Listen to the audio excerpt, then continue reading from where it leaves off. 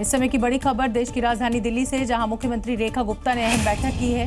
Swine flu को लेकर ये बैठक हुई है। स्वास्थ्य मंत्री भी इस बैठक में रहे। दिल्ली में स्वाइन फ्लू के 2308 केसेस आ चुके हैं। स्कूलों के लिए भी निर्देश जारी कर दिए गए हैं। स्कूलों को सतर्कता बरतने के निर्देश दिए गए हैं। स्वाइन फ्लू बहुत तेजी से फैल रहा है। हालांकि डॉक्टर्स का कहना है कि H1N1 वायरस जो है उसका कोई नया वेरिएंट नहीं आया है, ये म्यूटेट नहीं हुआ है, लेकिन फिर भी ध्यान रखने की बेहद ज़रूरत है, खासतौर पर बुजुर्गों को और बच्चों को। उत्तर प्रदेश में योगी कैबिनेट ने कई बड़े फैसले लिए हैं। MBBS इंटर्न छात्रों का स्टाइपेंड बढ़ा दिया गया है। 12,000 से बढ़ाकर इस स्टाइपेंड को 25,000 किया गया है। 25 लाख टैबलेट्स की खरीदी को भी मंजूरी यूपी गवर्नमेंट ने दी है। 60 साल से अधिक आयु की जो महिलाएं हैं उनको फ्री बस सेवा मिलेगी। गंगा एक्सप्रेसवे अब हरिद्वार तक जाएगा। तो एन चुनावों से पहले ये बड़ी घोषणाएं यूपी सरकार ने की हैं।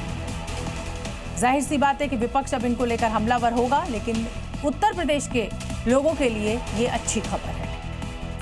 और अगली खबर, देश में तेजी से बढ़ रहे हैं अदृश्य दुश्मन की। दक्षिण भारत से लेकर उत्तर भारत तक स्वाइन फ्लू का खतरा तेजी से बढ़ता जा रहा है। खासकर दिल्ली NCR में स्वाइन फ्लू के केसेस में भारी बढ़ोतरी देखने को मिली है और इसके बाद चिकित्सा विभाग भी अब हरकत में है और लोगों को सतर्क रहने की सलाह भी दी जा रही है, क्योंकि बीते 24 घंटे में स्वाइन फ्लू के सैकड़ों नए मामले सामने आए हैं, जिसने लोगों को डरा कर रख दिया है।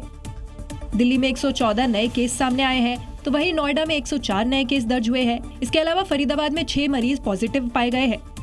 डॉक्टर लोगों ने सावधानी बरतने की अपील की है और स्वाइन फ्लू जैसे अदृश्य दुश्मन से लड़ने के लिए 2 अहम मंत्र बताए हैं। जो दुश्मन अदृश्य है, जो दिखाई नहीं दे रहा है, उससे बचने का वाहिद तरीका 2 है।